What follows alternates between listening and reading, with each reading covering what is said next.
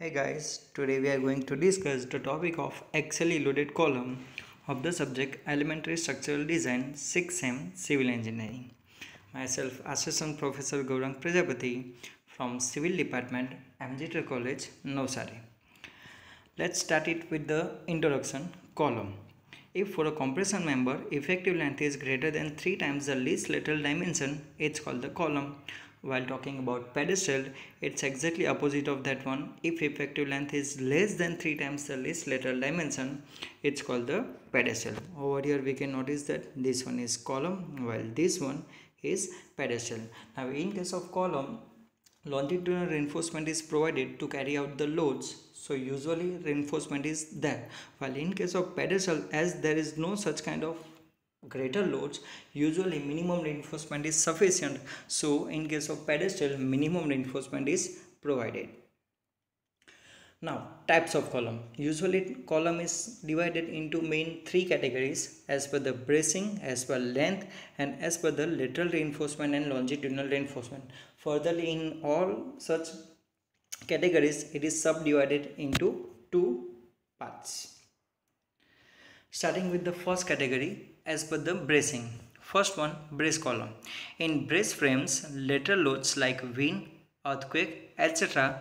are resisted by some special arrangement like shear wall, bracing, etc. And usually side sway is not possible in such column. Now let's understand it in the figure. Now we can notice over here, in case of plan, there are such dark lines are there. Now this dark line indicates these shear walls, for example, in this elevation. Now first of all, let's understand what is shear wall. Shear wall is a wall which is made completely of RCC, and what does it will make difference, that it will protect the structure against the horizontal force, such we can say wind force, earthquake force, etc. So if we provide such kind of system, usually it will protect the side sway. So first of all, understand the side sway. For example, a frame is there, something like this.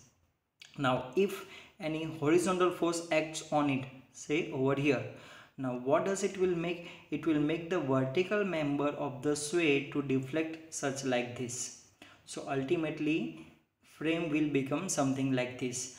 Now what does that happen, that over here we can notice that the vertical leg is deflected by this much dimension, and this dimension is called the sway. So if we provide bracing system in structure, it will protect the sway. So hope you guys are getting the concept of sway and brace column. Second one, unbraced column. Unbraced column is exactly opposite to brace column. In unbraced frame, no special bracing systems are provided to resist the horizontal force. So obviously side sway will be possible in such kind of systems, or we can say columns. So such columns will have to be designed to resist the horizontal force. Now we can see in the figure, there is no such kind of special arrangement like brace system. Now moving further, the second main category, that is as per the length. First one, long column. Talking about the dimension of the long column, then if the length of the member is greater than its cross-sectional dimension, then it is known as long column. Condition for the long column is LE by D, and LE by B should be greater than 12. Talking about the unknown parameters, LE, that is effective length of the column, D, that is depth, and B, that is width of column. It is failed by the material failure and buckling together. Usually buckling is dominant. If we talk about the failure of the long column in detail, usually what happens when the force applied on the column, ultimately stress will be increased as the load increase, as stress is directly proportional to force. Now with further increment in the force, usually bending stress will be produced and ultimately column starts buckling. So usually long column will be failed by buckling. Now next, that is short column. It is exactly opposite of the long column. If the length of the member is less than its cross-sectional dimension, then it is called the short column. Condition is exactly also opposite to the long column. LE by D and LE by B should be less than 12. It is failed because of the material failure, and buckling is negligible in case of short column. So again, considering the failure criteria of the short column, what happens when the load applied on the column with further increment in the load, stress will be increased, and after such point of time column will fail because of the crippling. Now buckling is not possible in case of short column. Okay, in case of the short column, crippling load usually plays a very important role, and so it will fail by crippling load and material failure. Now moving further, the third main category as per the lateral reinforcement and longitudinal reinforcement. So first of all, longitudinal reinforcement is provided in the column to increase its load carrying capacity. When the column is subjected to compressive force, length of column is decreased and lateral dimension will be increased. Lateral dimension means width of column, we can say.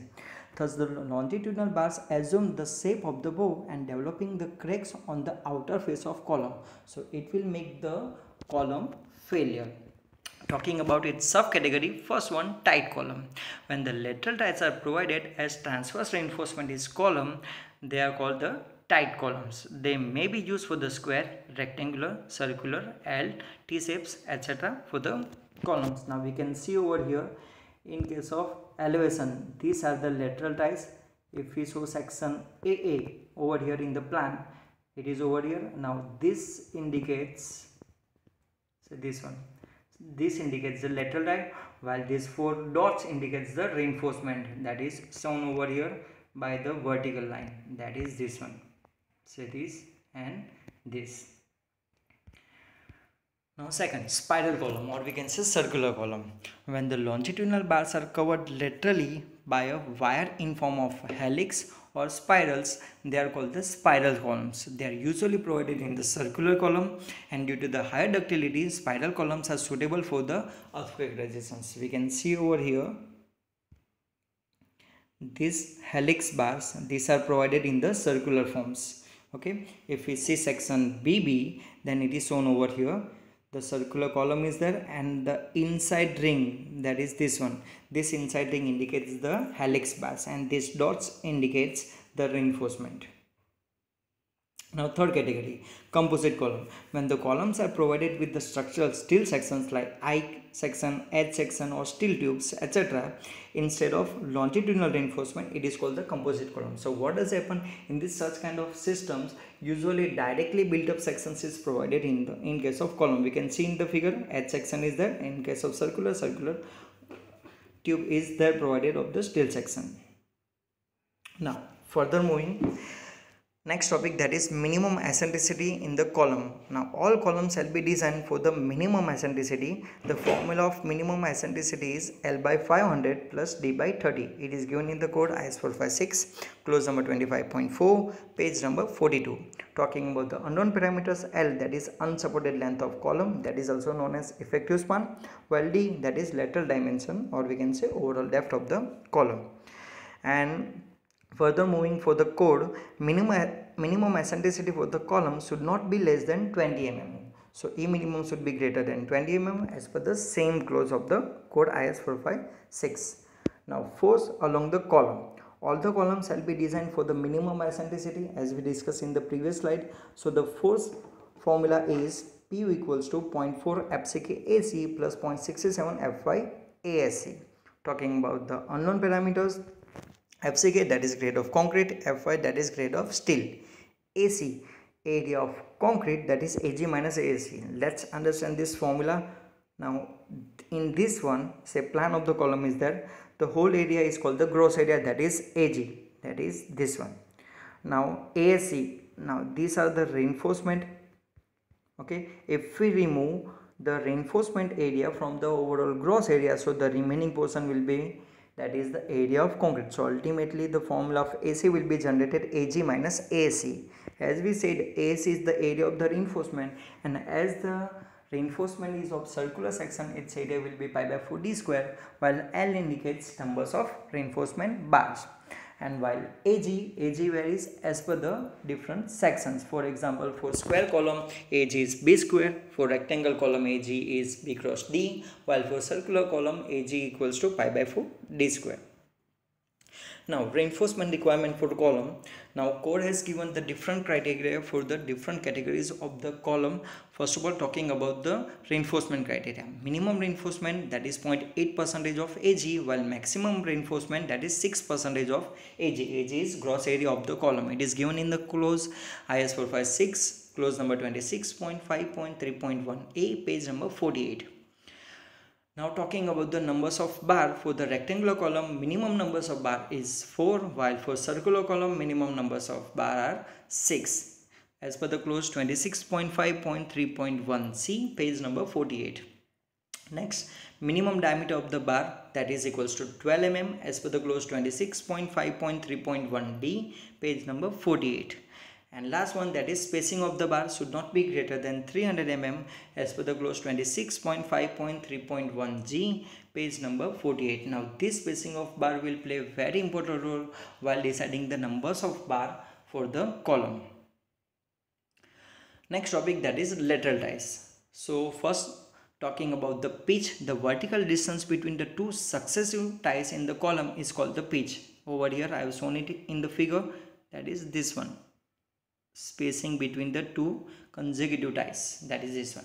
Okay, that's called the pitch.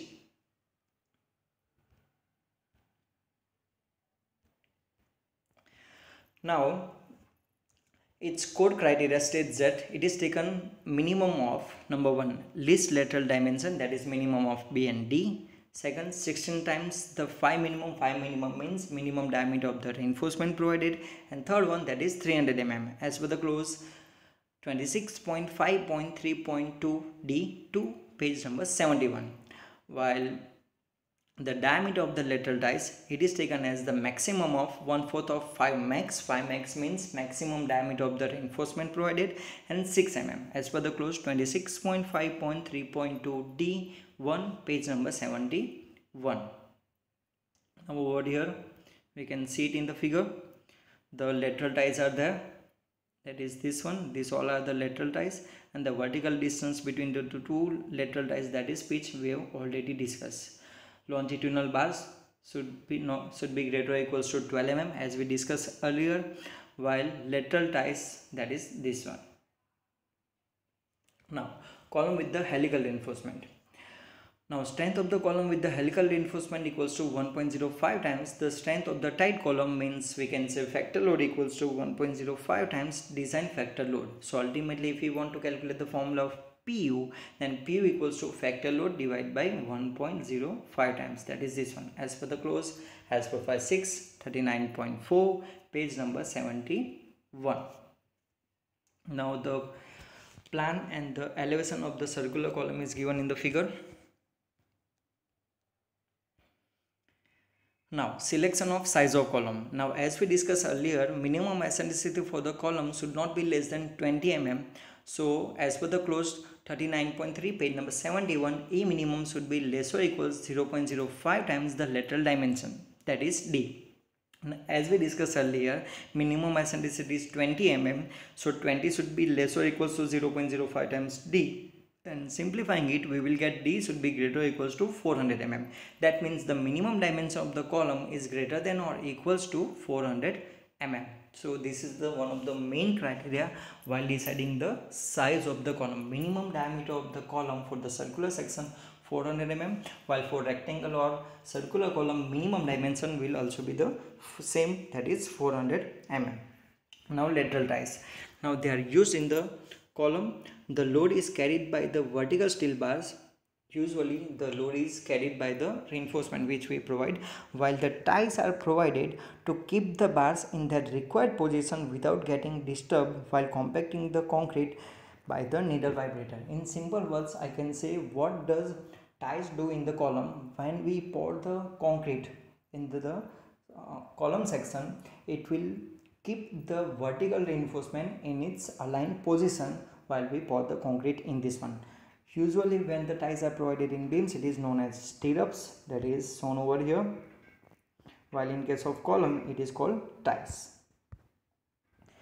Now ties are usually of two types, that is open tie or closed tie. Now when can we provide that one? So when if 45 48 into 5 is greater than center to center distance between the corner bars, provide the open tie, while vice versa, if 48 into 5 is less than center to center distance between the corner bars, provide the closed tie, where phi equals to diameter of the lateral tie. And talking about the center to center distance, first let's understand it by the figure. Now if plan of the column is something like this, now I am providing the ties over here in the plan section, say something like this. Let's do it again. Now this is the plan of the column. Now this is the tie, and over here we will provide reinforcement. For example, 4 bars are there at the corner. Now center to center distance between the bars are, say, this one. So from this overall dimension is called the D. This is the clear cover from the tie to the edge of the column. So D minus 2 times CC, that is clear cover, minus half of the diameter from both sides. So ultimately its formula will become D minus 2 times CC minus 2 times phi by 2 for the square column. And same case in case of rectangle column, along the shorter side it is B minus 2 times CC minus 2 times phi by 2, while along the longer side it is D minus 2 times CC minus 2 times phi by 2, where CC, that is clear cover for the column, that is usually taken as 50 mm. 5, that is diameter of the main tail at the corner. B is smaller dimension of column, while D, that is greater dimension of the column. Now example of open tie. Over here I have shown some of the open ties, that is this one, say this one. Usually one closed tie is always there along the periphery of the column, while inside either open tie or closed tie will be provided. And now example of closed tie. Now first one, if along the both sides closed ties are provided, say first one is, as I said, along the periphery, say this one, while another, that is this one. Usually such kind of system is provided in square column. While talking about rectangle column, usually along the longer side 2 open ties are provided, while along the shorter side usually 1 closed tie is provided. For example, say this one is our closed tie, say this one. Okay, so how will we describe? Say first closed tie is this one, like this, while another is from over here to here, like this, while open tie will be, say, this one, this one. Okay, so hope you guys got the concept of closed tie and open tie and all the concept of axially loaded column. Thank you.